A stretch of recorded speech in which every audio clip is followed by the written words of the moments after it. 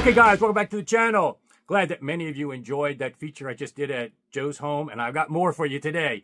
One of the most esoteric systems ever, one of the most esoteric audiophiles, and really, this is what my channel is all about. It's obviously I show my journey. It's not like a Me Too review channel, but I like to showcase people that have that passion, that knowledge, that dedication to do things different, showcase things that you can learn from. Now, obviously, you can't do everything that Joe's doing, but to the extent that you do want or maybe need his consulting, I do have a YouTube store now. You'll see the link down there. I qualify for that. We're happy to give free advice. I do that tons in my email. If you want to email me, I have the WhatsApp channel, WhatsApp group, only $5. A lot of these guys are in it. You can access them for advice.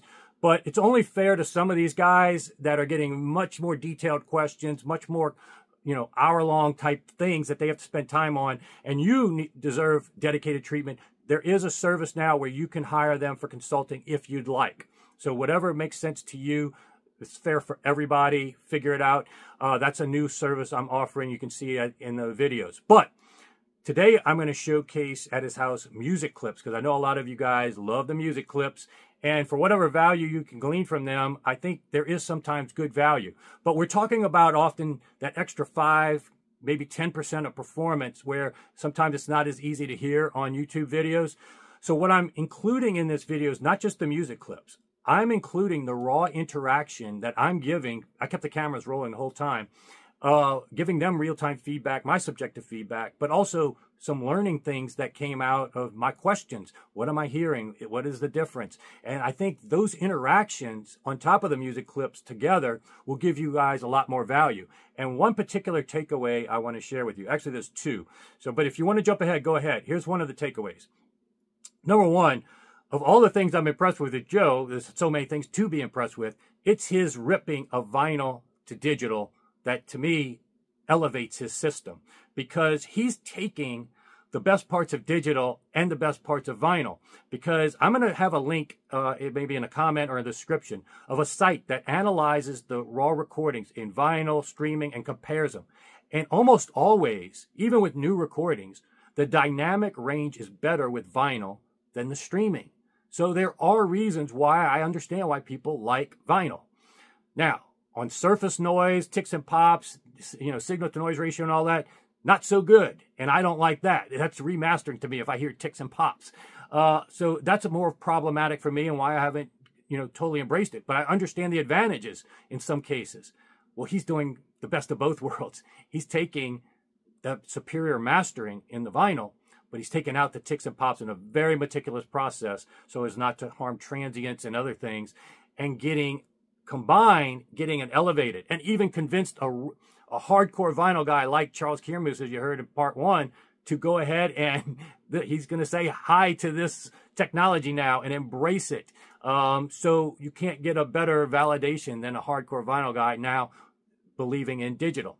And that's what I'm all about. It's not about staying in your dogmatic camps. It's about finding some common ground. And that brings me to the second takeaway that's important in this video I want to highlight. You're going to see at one point, he gives me a rip of a vinyl album and the same recording as an analog tape that he ripped to digital. And he wanted me to hear the difference in some cases, the superiority of the tape. But the one quick takeaway from me, because this is what I'm most sensitive to and problematic for me, is noise floor. And it was much higher with the tape when he played that. And I thought immediately that must be tape hiss that I'm hearing because it was a high frequency ambient type noise, not anything playing. But then he told me, no, he took out all of the tape noise. Only when the actual mics are on do you start hearing that hiss that I was hearing higher with the tape than with the vinyl. And I have no reason to question him, but I'm not going to question my ears either. Now, there was a time when maybe my ears weren't so good, but I've now trained them. I consistently compare them with measurements and all. I know what I'm hearing, okay? And it was so much louder with the tape than it was with the vinyl. And so I was like, there's just no way. And you'll hear me on the video, like, no way. I had to listen to it again. And then I had asked them to bring up the waveforms of each so I could see what the heck is the difference. Because sometimes you may make a knee-jerk conclusion of what it is, like tape hiss, But then you have a trustworthy guy telling you, and I believed him, he took it out. But then we were able to find both sides having intellectual honesty and diving into, okay, we are hearing this, but what is the real answer? And once we brought up the waveform, we realized that the tape, as you'll see in the video, had higher compression. And when you have higher compression, obviously some of the higher frequencies get elevated. And that is what I was hearing. So it's a case where sometimes a learning curve here. Don't always, you can trust your ears if they're really trained and experienced, but don't make knee-jerk conclusions.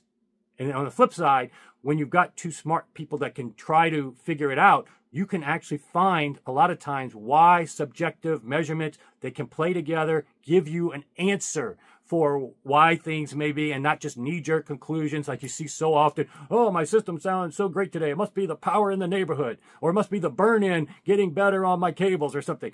These are knee-jerk primitive conclusions that may be right, most often not right if you really dive in. And I think that's an important takeaway outside of just the fun music clips that you're going to hear and footage. So enjoy, guys, and I'll still have much more from this room in the near future. So I'll give you a demonstration if you'd like to see it. Yeah, let's go ahead. I will play 30 seconds of a track, and then I'll play 30 seconds basically of the same record, okay?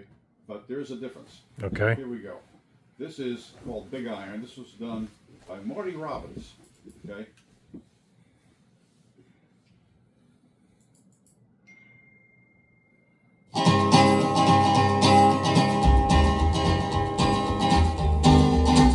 To the town of our free rode a stranger one fine day. Hardly spoke to folks around him, didn't have too much to say. No one dared to ask his business, no one dared to make a slip. The stranger there among them had a big iron on his hip, big iron on his hip.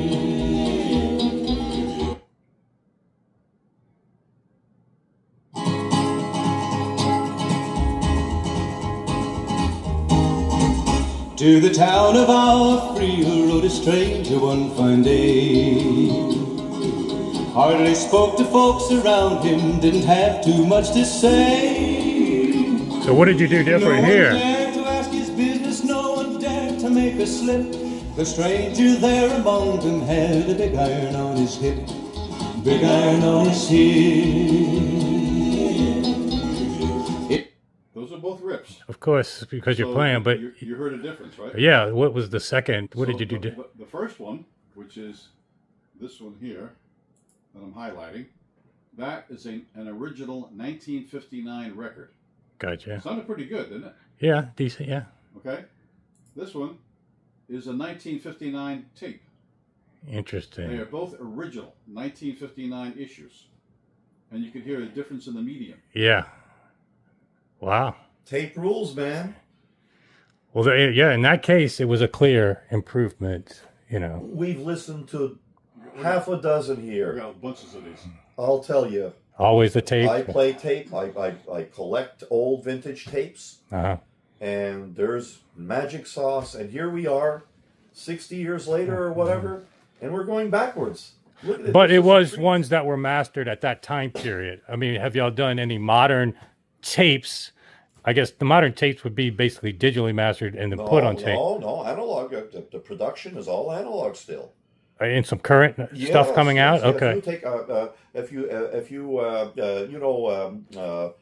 Brian, who's repping the A&D from France, the reel-to-reel. Okay. And Yeah. a lot of new reel-to-reel. The tape manufacturers are back out. Yep. And you take a master of tape, and then you and obviously copy of a master, obviously, and then you take the same record that was produced. The tape is far superior. Yeah. Amazing.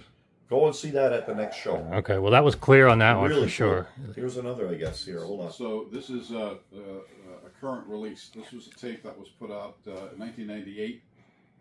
Very high-end tape. Yeah, I know this song. This Yeah. is Jacintha. Yeah, I know that. Yeah.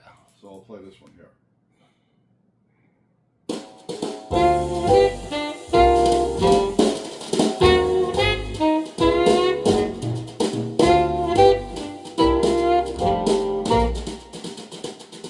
It's very clear our love is here to stay, not for a year, but ever and a day.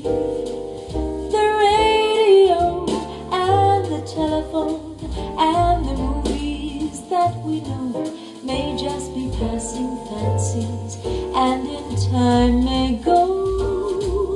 But oh my dear, our love is here to stay. Together we are going a long, long way. In time the Rockies may crumble, Gibraltar may tumble, they're only made of clay, but our love is here to stay. Now, Jason, we all know Anne Bisson, Yeah. and she's selling her high-res tapes. She is. Yes, Oh, boy. amazing. We're going to give her a call a bit later on. Okay. We played one of his rips yesterday, and I had teary-eyed. Yeah, right. Just this system, amazing. And I know the piece. But yeah, she's selling tapes now. So at the next show, she should have some tapes Oh, at her she had booth. tapes at all the last two shows. Okay. Yep.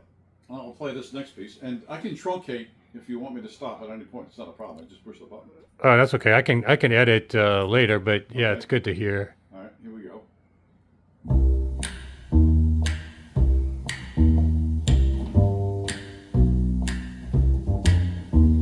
Never know how much I love you. Never know how much I care. When you put your arms around me, I get a fever that's so hard to bear. Give me fever. When you kiss me, fever when you hold me tight. Fever in the morning, fever all through the night. Sun lights up the daytime, moon lights up the night. I light up when you call my name, and you know I'm gonna treat you right. You give me fever when you kiss me, fever when you hold me tight. Fever in the morning, fever all through the night. So there's a couple of things I want to showcase to people real quick. If I had a turntable, this is, can you bring it up again, the actual album cover? It's actually up there, the Wonderful Sounds of Male Vocals. That's a great album to get. And you ripping it to digital, because I don't think there is a streaming version of it, is there? I don't believe so. Yeah. So this is very valuable to have a digital version of this. And number two, longtime subscribers will know that, yeah. Actually, he's got Greg Brown, Brand New 64 Dodge, which is one of my favorite songs. I could play that for you. Yeah, I know that song very well. I've been listening to it for decades. One of my favorite songs. I've actually used it at shows to showcase. Now, that song itself is on streaming, and a lot of the songs are on streaming, but this album is not. And you've We need to demonstrate to you the difference between streaming and a vinyl rip. Yes. We could do that. Well, yeah, because this is a vinyl rip, what we were just listening to. Everything you're hearing is vinyl rips. Yeah, nothing is Or streaming. tapes. And the other thing to showcase that song Fever by Elvis goes back to what we were talking about in the room treatment area. That song has a lot of reverb in the recording. So if you add a lot of reverb in your room, people say, oh, you need to have X amount of reverb. Well, it may make some songs sound better, but you're not getting the reverb that's strictly in the recording. A lot of these One thing to remember, that was recorded in 1960, 64 years ago. Yeah. How good was that quality? Yeah. And it was just a hanging mic, and they were sitting around the mic. And especially when you have the Bach, you get those spatial cues of where they were all located. It's a great album. If you don't, you can buy the album if you have a turntable rig. This would be one of my first, if I had a turntable, I would buy. You're a convert. I love it. So here is, Don't get ahead of yourself here. Yeah. Here's a brand new 64 Dodge. You want me to play through it? Yeah, let's go ahead. Let's go ahead and do that. Here we go. There's a lot of bass in this. Mm-hmm. Yep.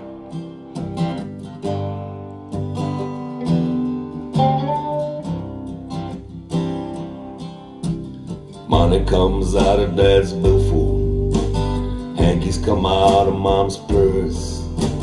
The engine hardly makes a sound, even when you put it in reverse.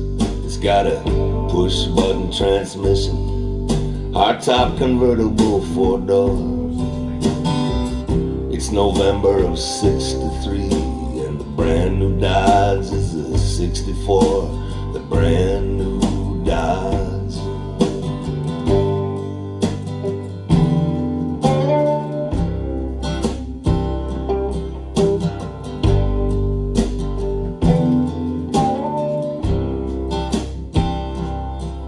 And we're rolling slow down Main Street, the asphalt and the gravel crunch. Church is finally over, and we're gonna have our Sunday lunch. And then I will play football with my buddies down in the park. Later I'll dream about my girlfriend as I lie alone in the dark, as I lie alone.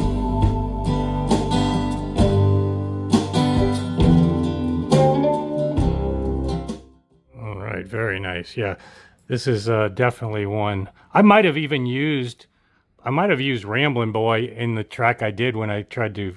Oh, Ramblin' Boy is great. Yeah, Ramblin' Boy is one of the very old recordings in. That was 1959. Yeah, in Carnegie Hall, right? That's right. That's the one. Yeah. The Weavers. Yeah, the Weavers, and so it's a good track. A lot of people don't. Wait, are you missing the Beach Boys one? Oh, it's a. Beach Boys is I'll show you where it is. It's right after. I thought it was right by Ramblin' Boy. I thought it was right after Ramblin' Boy. My room. Here it is, right here in my room. Oh yeah, okay, Right yeah, here. yeah, that's good.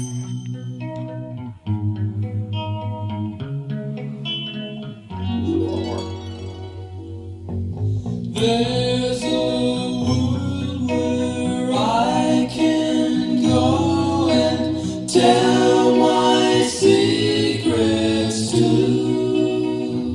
In my room,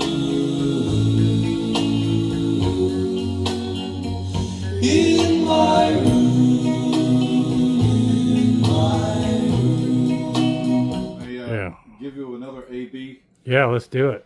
All right. Is it tape versus vinyl? This is going to be different. Oh, Qobuz? I'm going to go Qobuz. Okay. Qobuz. So yeah, I'm obviously very familiar with this.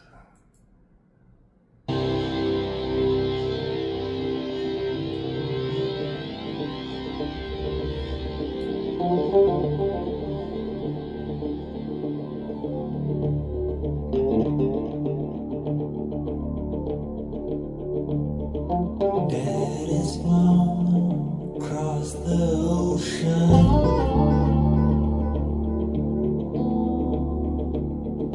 leaving just a memory.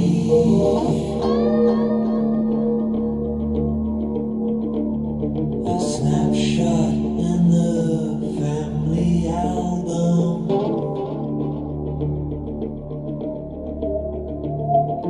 Daddy, what else did you leave for me?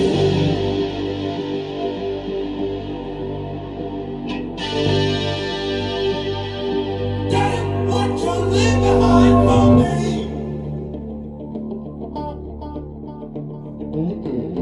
All in all, it was just a brick in the wall. All right, we're going to stop it there. And now.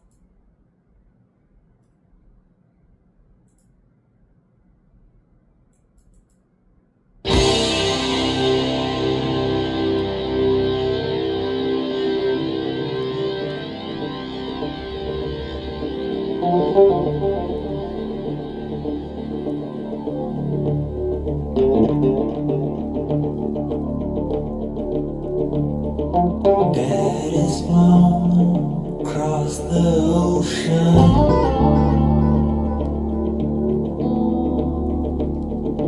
leaving just a memory.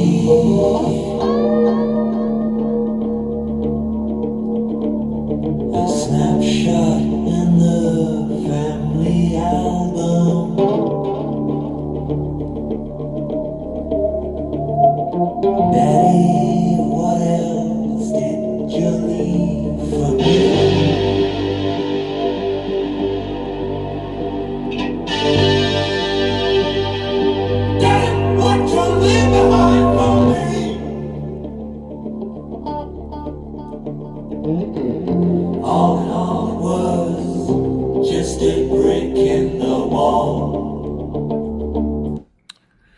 Yeah, so that's interesting. Was the volume matched about the same? Pretty much. Okay. Pretty much. My Yeah. wife Kathy, this is Hey. Jason Messina. Hey, Jason. How are you? Nice to meet you. Pleasure. Yeah. What are you thinking about that AV? Yeah, well, I think obviously the second one still had a little bit of surface noise, but what you hear is a little more dynamics, and you can see where the trade-off would be for many people in favor of the vinyl rip over the more muted Qobuz streaming version. The dynamics were Yeah. no comparison. No comparison. So, yeah, that's what's interesting is that, you know, there is a site right now that will analyze some of the Qobuz and streaming versions. And like Adele, for instance, her streaming version has lower dynamic range than even the YouTube music video. So there is some sacrifice with streaming, for what sure. that was just an illustration. Now, that was a 9624 download. Yeah. There is no doubt that you were getting a 9624 carrier. Mm-hmm. The question is, what did they put into that carrier? How good was it? Right. Now, we also played yesterday a 44116, a red book. Okay. And that was the Jacintha Amigo, which is incredible. 44116 is fully capable of giving you great sound if you put great sound onto that carrier. Right. Okay? So they didn't do a good job on the wall. Yeah, it's a little more muted. Definitely didn't have the dynamics. So That was an original 1979 record. by Yeah. the way. That's But the- I think that was a 2011 remaster that they did, and they didn't do a good job. I Yeah. have other cases where I have remasters. Mhm. Okay, in fact, this is a beaut. The famous Dave Brubeck Yeah. Time Out album. I've got the Analog Productions. Wait, I have it right here. In fact, I'll tell you what it is. Classic Records reissue, 2002, 200-gram Qui-X. Okay. Yeah. Dave Brubeck. Okay, I'll play a little bit of that. Okay, here we go.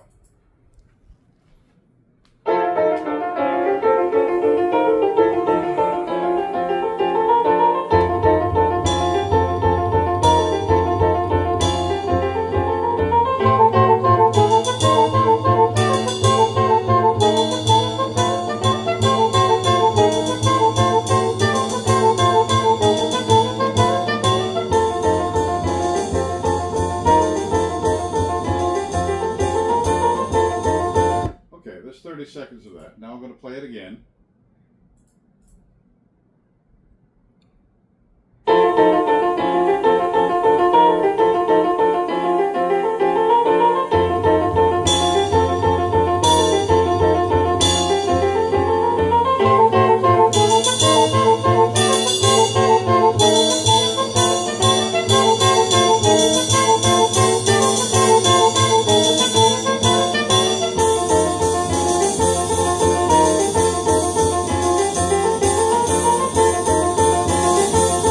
Okay, so what you just heard, the first one was the 2002 200-gram Qui-X. LP. Best LP you could get. Yeah. Versus a tape. Versus a 65-year-old tape. Yeah. That sounds clearly superior. Yeah. Now, Well, except for you could tell a tape hiss, but I mean, other than that, other metrics, yeah. Actually, what you're hearing is very high frequencies that are in the music. There isn't the tape. there's hiss. no hiss. There is no hiss. So that initial part is not part of the tape hiss. No. No. Now, That's it. That's part of the music, actually. When you hit a quiet section, actually, I could bring it up on isotope, and if we hit a quiet section, there'd be nothing. Nothing there. It'd be black. nothing there. There's no tape hiss. Now, I'm So it's being disruptor. picked up by the mic as part of the record. That's the sound. Yep. That's the sound. You're hearing frequencies that you otherwise would not be hearing, and that's new to people. But it's there. It's part of the music. Okay, tape hiss has been completely removed. So yeah, that would definitely. That's kind of shocking. I know. Now, do you want to know the disruptor? Yeah. Okay. 200 gram, 220 gram, 180 gram. I'm sorry, the RIA standard for the size of a groove has nothing to do with the weight of the record. It's all marketing. It's all garbage. We yesterday went with one of the QDX, you know, the latest and greatest and whatever the day before. Really. Okay. Really, it's all marketing, man. We have music here. This is a real experience for your audience.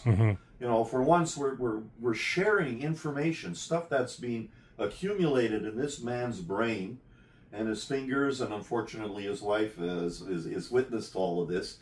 It's amazing. This is a snapshot that I think if people would spread this video around, there's a lot of education in the background of this. Yeah, I want to hear that again. I want to hear that tape hiss. Well, what I thought was tape hiss again. Sure. Because I could have sworn that was just normal tape. Same track, yeah, just same track, the exact same track again. Yeah. Okay. I'm going to stop there. What did you hear in the intro? I'll do it again. Do you hear tape hiss on the intro? Before the music starts. Okay. Here we go. It's playing. No, I mean, it's right when the music starts, yeah. Yeah, you hear nothing before the music. So it's the mic picking up some ambient... It's the room noise, it's everything. It could be the microphone. But it's Yeah, it has to be the micro. I mean, I don't think the room would sound that loud.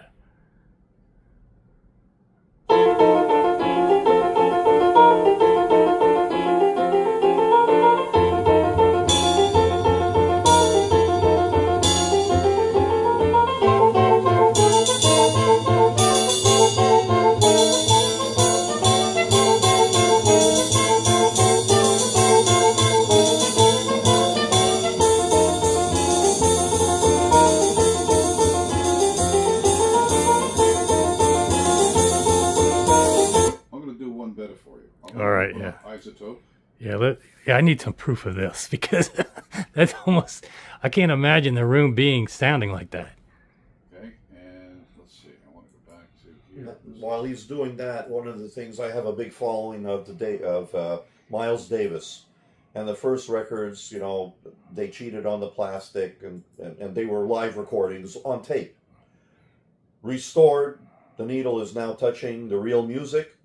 We hear the same thing. It's not the tape hiss. Mm-hmm. We hear just that sound in the room, in the bar. And then all of a sudden we pick up other things, the nuances of a couple of chairs moving around and so on, which are normally hidden before restoration and removing the release agent.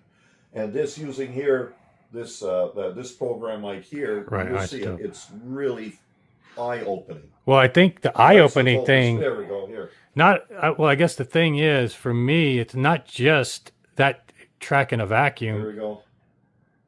It's the fact that we listened to the analog rip right before it, and it didn't have near as much picking up the room. So... Ready? Here it is.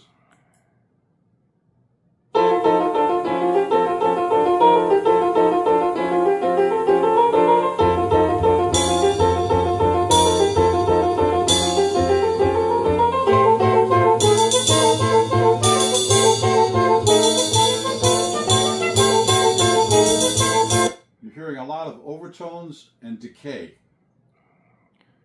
Okay. Okay, pick it up again.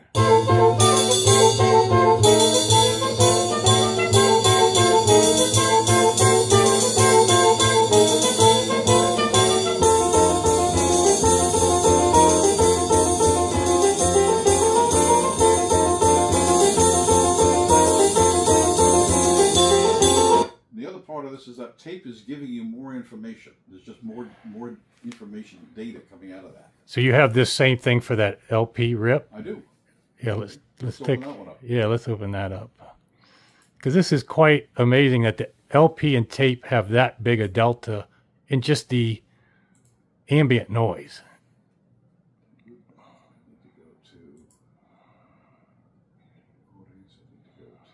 I thought you'd get a real kick out of this. This, you know, forget about the Kermis event here. Right.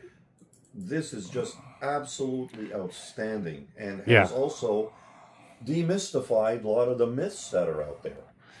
Yeah, well, it's long been on my to-do list because I did do a video with these rips before. But seeing this tape here, this is definitely new to me. That big a delta between an LP and a tape. Yeah. And it's not being tape hiss different. It's actual picking up more. Mm-hmm. But I'm still... Yeah, there's a fellow by the name of Heel, Dr. Heel, who just passed away. The high. He has amateur radio operators know him for the microphones and whatever. And his microphones, if he was alive, he would back up and give the information regarding all of this, where it's picking up the ambience in the room. And here we have enough resolution to play it back. And you saw the added detail that was being picked up. Mm-hmm. Now, this is the vinyl. Okay. And here's the tape. Vinyl, tape. Look at that. Okay. Right? Here's the vinyl. Let's play the vinyl.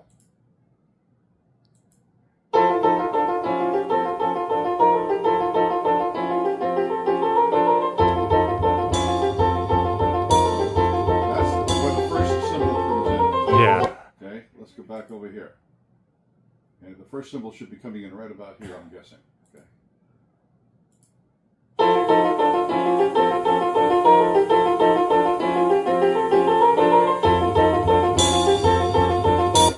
But is this a volume matched comparison though? Maybe that's just they are both volume matched to the extent that when the recording was done, I gain normalize. okay. The software will limit the peak to 0 dB. Gotcha. Okay, but everything else has to be below 0 dB, so it will never clip. Gotcha. Okay. So at some point in here, actually, if you look down here, Right. that's where your 0 dB is. See the peak right there? Yeah. So everything else has to be at that or less. Okay, and if I go over here, that's the record. If I go over here, okay, you can probably see it. You can see it right down there. Here's your 0 dB right there, Okay. right at the very end. So at this scale, can you do a flip back and forth at the exact same scale of each? Is one recorded louder than the other? No. They're normalized. Well, they're gain normalized, like Yeah. I said, to 0 dB. And you can see at the end where it is. Actually, you can actually see a difference in the energy level. So here's the record, and if looking towards the tail end where it gets quite loud. Okay. But when it's gain normalized, does that mean everything is identical, or just on average? No, it's not average. It's just brought up equally in proportion so it doesn't change the signal. Yeah, but it's okay. All right. So well, it's all proportional. It does not degrade or affect the signal at all. The information. okay. All right. So. And that's the LP. That's the LP. That's the tape. Actually, the tape looks more compressed than the Yeah. tape. Doesn't it? Yep. See it? Yeah. So that's what and when you compress, you get the more high frequencies, I guess. Could be. That's what I'm hearing.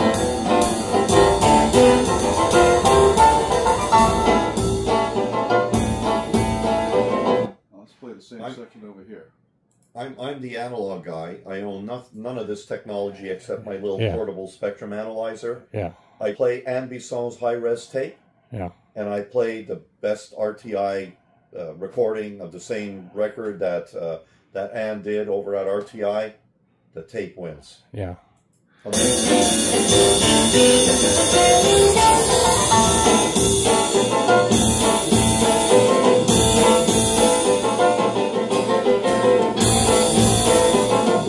So this is 1959. Yeah. Okay. Quite a long time ago. But this is what you would expect from a more compressed recording. Yeah. You would get that higher frequency more evident because that's what it's trying to do. Get over the road noise of your car. That's what they all started with. But I think that's more what I'm hearing is the difference in the compression between them. That, you know, like you say, it's part of the recording.